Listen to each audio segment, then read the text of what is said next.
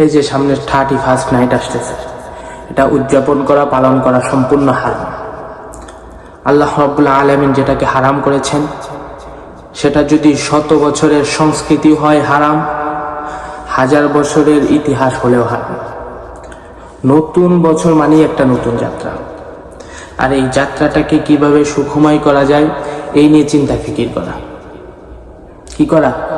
এই নিয়ে চিন্তা ফিকির করা যে আমরা এই যে নতুন বছর আসতেছে এটা কিভাবে শুরু করলে আমাদের জন্য ভালো হবে, কিভাবে শুরু করলে আমাদের এই পুরান বছরে যে গুনাহ হয়েছে সামনের বছরে এটা গুনাহ হবে না, 25 সালে যেই গুনাহ হয়েছে 26-এ সেই গুনাহ হবে না, বরং 25-এ যেভাবে কাটাইছি এর থেকে ভালোভাবে 26-এ কিভাবে কাটানো যায়, কিভাবে রবের ইবাদত বেশি করা যায় এই নিয়ে চিন্তা ফিকির করা।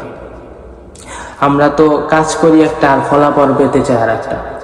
তুমি বিষ খাও আর বেঁচে থাকার আশা করো, এটা যেমন বোকামি, ঠিক তেমনি ভাবে তুমি নতুন বছরকে হারাম কাজ দ্বারা লিপ্ত হচ্ছ, তুমি নতুন বছরকে হারাম কাজ দ্বারা শুরু করতেছো এবং রবের জান্নাতের আশা করতেছো, এটাও বোকামি। রাসূলুল্লাহ সাল্লাল্লাহু আলাইহি ওয়াসাল্লাম হাদিসের মধ্যে বলেছেন, মান তাশাব্বাহা বিকওমিন ফাহুয়া মিনহুম। যে ব্যক্তি কোনো জাতির সাদৃশ্য অবলম্বন করলো সে তাদের সাথে কিয়ামত দিবসে উপস্থিত হবে, তাদের সাথেই কিয়ামত হবে। তো এই 31st নাইট এটা মুসলমানদের কোনো কৃষ্টি কালচার নয়, মুসলমানদের ছেলে মেয়েদের কোনো কাজ নয়, এটা সম্পূর্ণ ইহুদি খ্রিস্টান অগ্নি পূজক মুক্তি পূজকদের কাজ। যে আল্লাহ তাআলার নাফরমানি করবে, আল্লাহ তাআলার কথাকে অমান্য করবে, আল্লাহ তাআলা বলেছেন ইন্না আযাবি লাশাদীদ, তার জন্য রয়েছে কঠিন ভয়াবহ শাস্তি। রাসূলুল্লাহ আলাইহি ওয়াসাল্লাম বলেন, মান আহাব্বা সুন্নতি ফাকাদ আহাব্বানি ওয়া মান আহাব্বানি কানা মাই ফিল জান্নাহ। যে আমার সুন্নতকে মহব্বত করলো সেজন আমাকে মহব্বত করলো, আর যে আমাকে মহব্বত করলো সে আমার সাথেই জান্নাতে যাবে।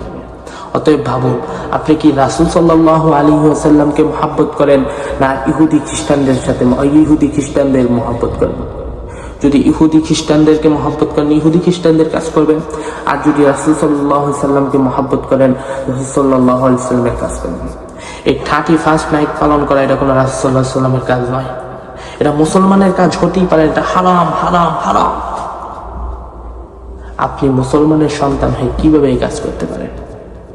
আর এখানে যারা বাসাওয়ালারা আছেন, আপনার বাসার ছাদে এই হারাম কাজ হবে আর আপনার সওয়াব হবে নাকি? আপনার বাসার ছাদে হারাম কাজ হবে আর আপনি বাধা দিবেন না, আপনার যে কাজ করেছে তার যেরকম গুনাহ হবে আর আপনারও সেই একই গুনাহ হবে। অতএব আমরা এই 31st নাইট থেকে বেঁচে থাকব। এটা সম্পূর্ণ ইহুদি খ্রিস্টানদের চক্রান্ত। আমাদেরকে জান্নাতমুখী থেকে কিভাবে জাহান্নামমুখী করা যায় তাদের এটা ভয়াবহ চক্রান্ত। এই 31st নাইট মুসলমানদের উৎসবের দিন নয়, মুসলমানদের উৎসবের দিন দুইটা।